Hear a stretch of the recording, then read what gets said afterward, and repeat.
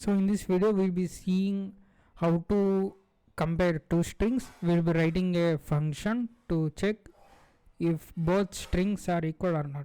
So here I have declared two strings s1 and s2. s1 is abca and s2 is abcd, and the s1 length stores in this s1 length variable the length of the s1 string, that is 4. So let's go and write a procedure. So compare two strings proc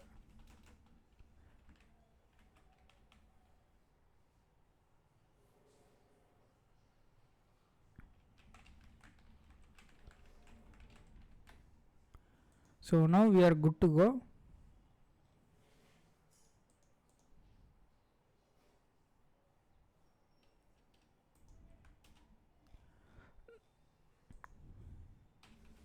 Now let's just write the function signature.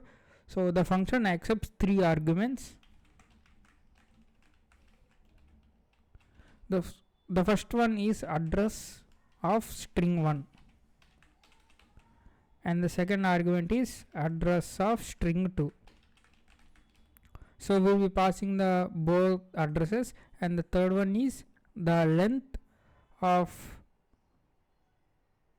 s1 you want to check with s2. So here the length of string 1. You can even pass the first 3 characters. If you want to test the first 3 characters, you can pass 3, but commonly we will be passing the whole length of the string to check if these two are equal.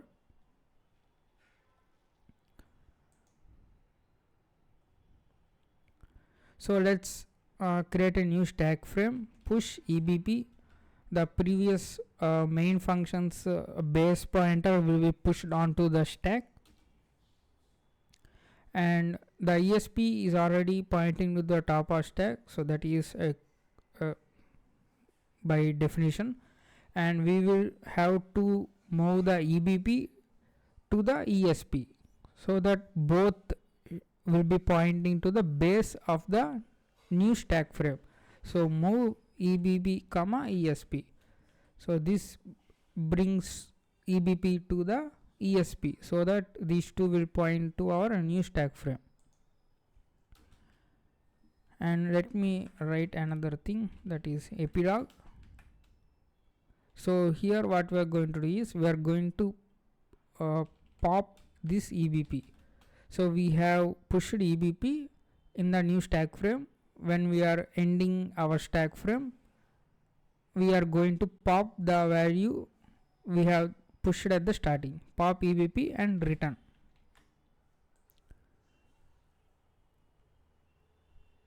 Now we need to access the function parameters.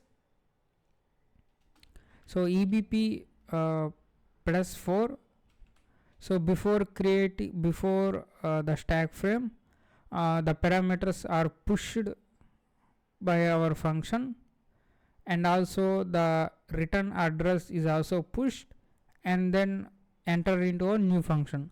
So ebp plus 4 gives the address of next instruction. So this is useful to do like this: call some compare two strings and return. So what this does is you can just simply write return here instead of all this code. So this gives us the address of next instruction to be executed. So that will give you the value of EIP register. So that's one way to retrieve the value of EIP, because in the new stack frame the most recent value, the top of the stack value, is the EIP. So EIP registers value before pushing this ebp. And after this, the first parameter will be present. ebp plus 8 gives first parameter. The function arguments are passed in left to right. So this one is pushed first, and this one is pushed second, and this one is pushed third. So since it is the last push, then it will be EBP plus 8. It will be the first argument right after the EIP value.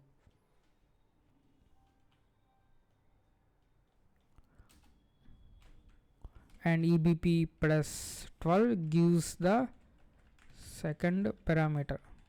Why we need to add 4 is because the address we are passing is 32 bits. So if this parameter is of length like word, then we need to add 2. So you need to add the size of this parameter.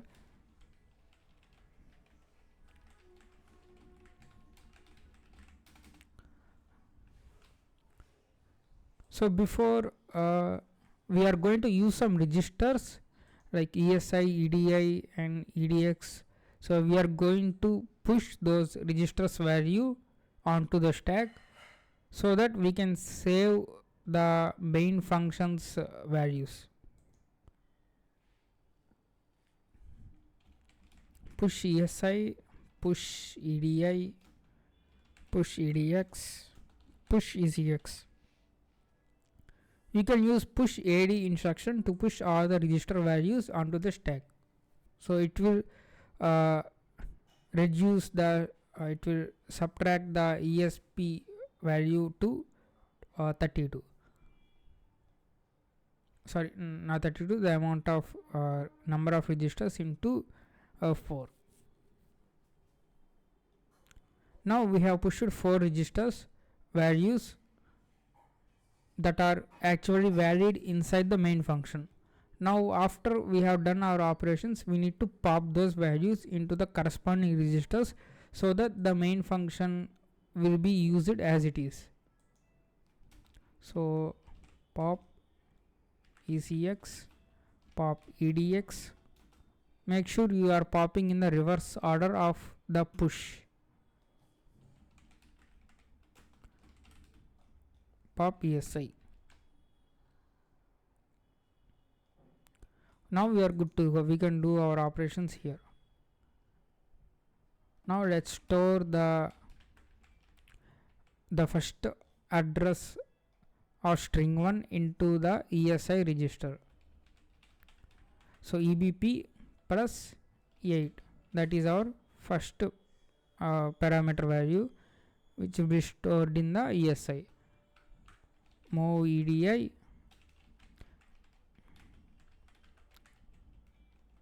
EBP plus 12 and move ECX,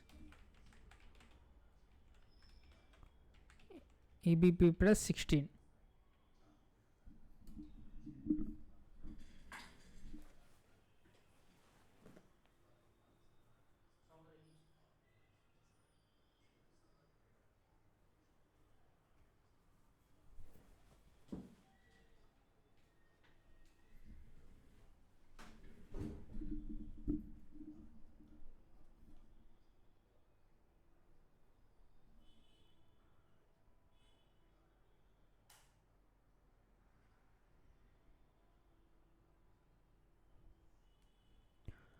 So we have stored the 3 parameters into ESI, EDI and ECX. Now let's go and loop over these.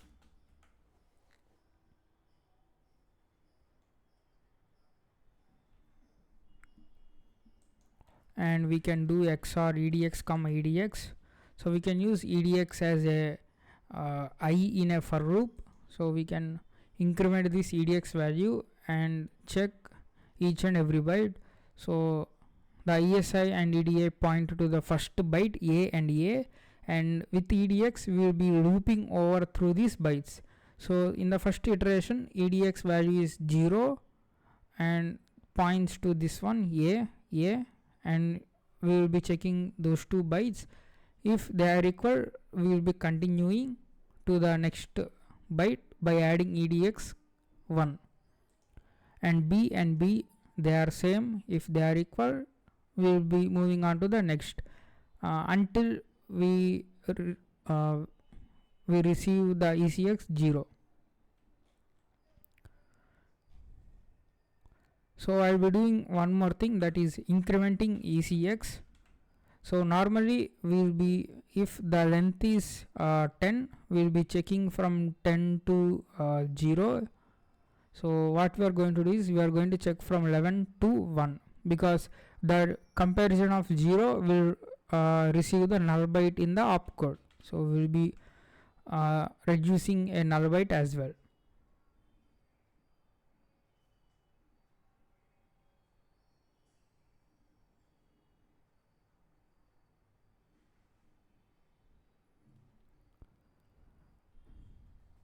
So we are looping over this.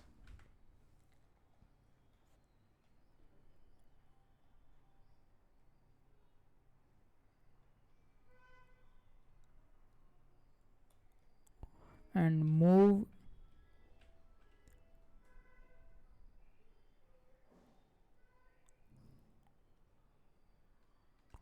okay, we can use another register, push EBX.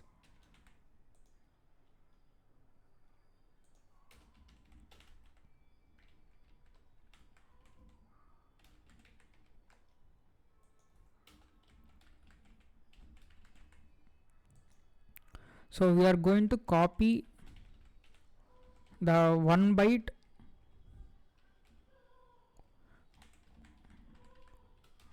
at ESI plus EDX.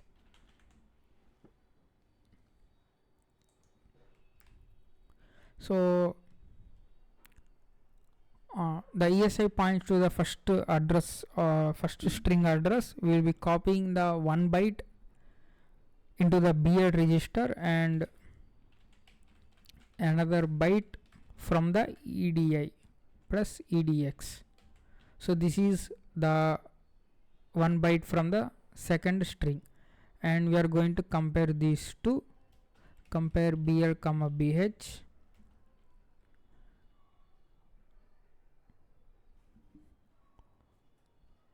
If these are not equal to, jump if not equal to.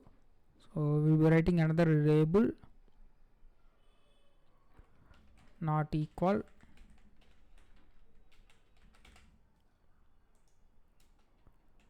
So let's write not equal.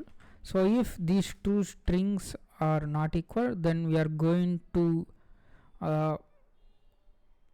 put 0 in the EAX register and return. So for that we can do XOR EAX comma EAX and jump to epilogue. So we are clearing the EAX register, which results in 0, and then we are clearing our registers and returning. So the EAX value have 0. So the main function will understand that these two strings are not equal.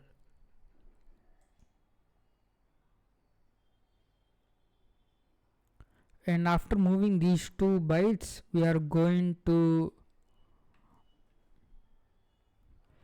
increment EDX and decrement ECX, and we are now comparing if ECX is equals to 1 or not. So comparison ECX 1.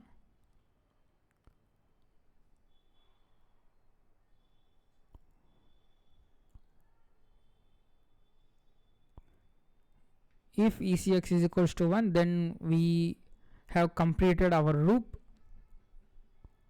So since we have completed our loop, we will only be completing our loop if all the bytes are equal. Okay, so that means two strings are equal. So we can do XOR EX comma EAX and increment AL and jump to epilogue. So this should do fine.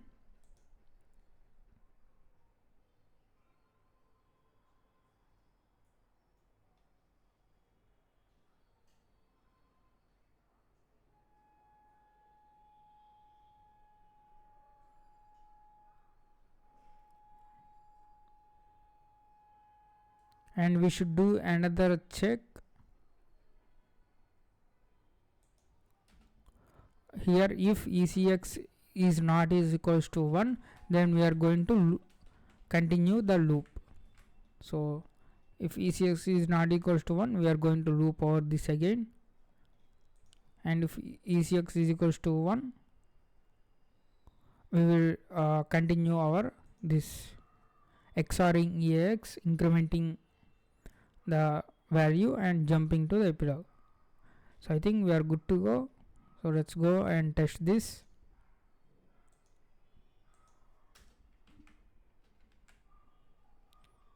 So push, we are going to push the S1 length first. So the third argument is what we want to push first. Push S1 length, push offset S2, push offset S1, and call compare to strings, and push 0 and call exit process.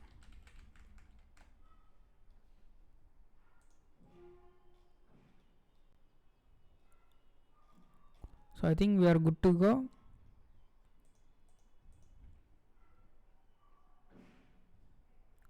Let's put a breakpoint here and let's run the program.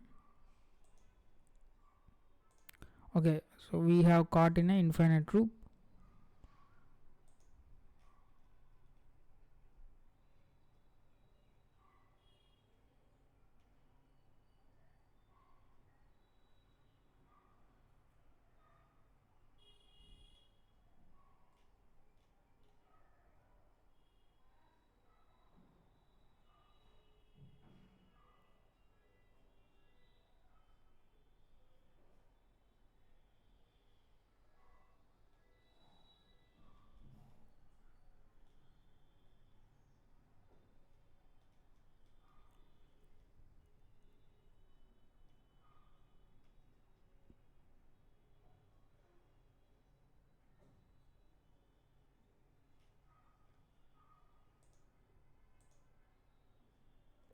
Okay, so I think before it did not compare, so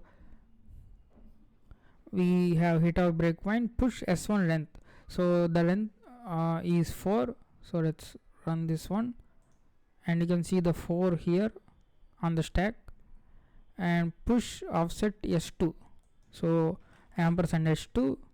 So here you can see the address of S2 is E13010 and the value is ABCD. So we should see now E13010. So you can see E13010 in Lithuanian byte order, and we are going to push S1 as well. So these are two adjacent, and we are going to enter the compare to strings.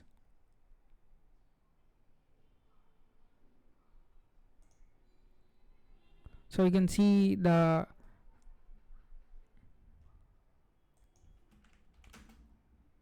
this one is the return address. So the next instruction EIP CPU is going to be executing is this one, and this push 0 address will be stored onto the stack ESP. And now we are pushing EBP. So EBP value is this 76FC88. So we are pushing that value.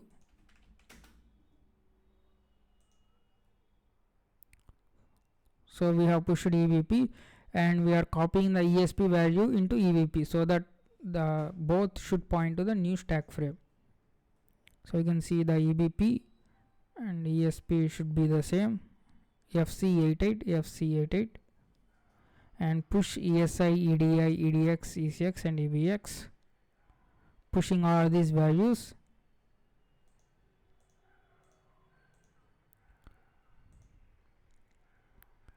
You can see except EBX, other registers values are same. And now we are going to copy the address into ESI.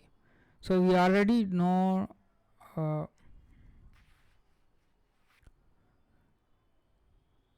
the yes, one address, that is E1300C, and we have made a mistake, and EBP, oh sorry, no we did not make a mistake. So let's see, ESI value should be, and you can see E1300C.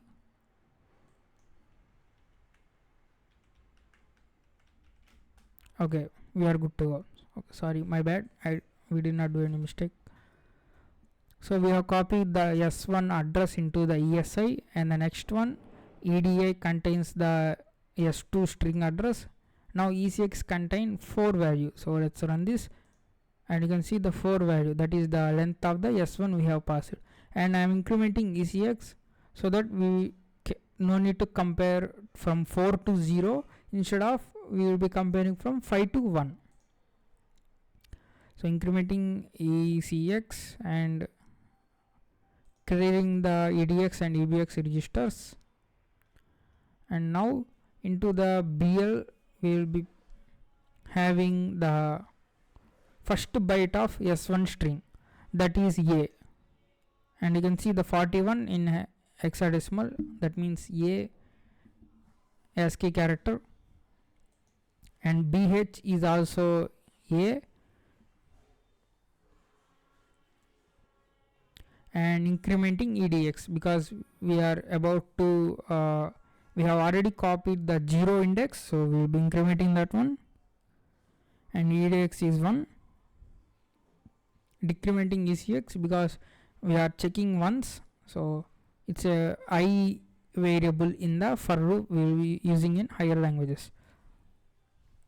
So ECX became 4, and we are comparing BL and BH. Since they are equal, we will be not be jumping to the not equal, so we will be continuing the loop. So let's run this, and we can see we are continuing the loop. Compare ECX comma 1.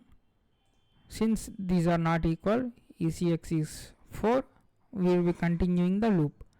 So let's continue this, and BL contains 42, that is B, and BH also continues and 42. Comparing these two values, since they are not equal, we will be continuing the loop, and 43 you can see here same. So here things gets interesting. The first string last character is A, and the last character of second string is D. So now we will be breaking the loop. So you can see the BL contains 41, and now BH should contains 44, I guess. Yes. So here you can see 44 and 41. These two are not equal, so we will be jumping to the not equal label. So we are jumping to the not equal. So here you can see, so the strings are not equal, we are clearing the EX register. So this EX register is used for the return values, jump epilogue, and popping all the values, restoring these values, and returning. And here you can see push 0, and we can continue. So okay, now let's change this to A. So these both strings are equal. So let's run this again.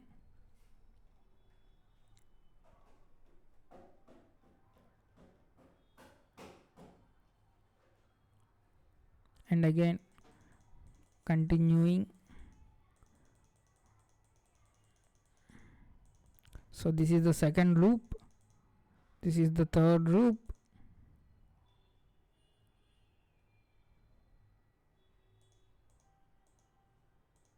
so this is the final loop.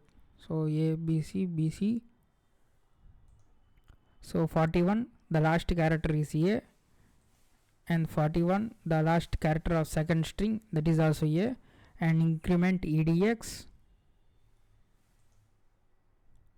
decrement ECX. Now ECX became 1, and we are also comparing in BL and BH, and they are equal, so we'll be continuing the loop, and here ECX becomes 1. So we have reached the end of the comparison, because the 4 is the length we have passed. So we will be continuing here, we will be not be jumping, we will not be continuing the loop again. And here you can see we did not go into the loop 1 because ECX became 1. And now, so since the loop has been completed without any failure, then that means both strings are equal.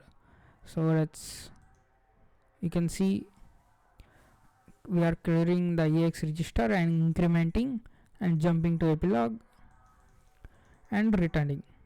Now you can see the EX value is 1, then that means both strings are equal. So let's continue this, and let's also put a breakpoint here so that we can see all the registers are same before and after calling the function. So let's run this. So EIP and ESP normally they will change. So let's see. So let's, if I hit continue, you should see some red color values. So that means those registers have been changed. Let's continue, and you can see the EX register have been changed because the EX contains the result of this function, and EIP is usually changed, and you can see there are no other registers have been turned to red. So that means we are preserving all the registers very correctly. So this is very important step, preserving the registers, otherwise our program might fail. So EX register value is 1, so that means these two strings are equal. So that's how you can compare two strings in assembly.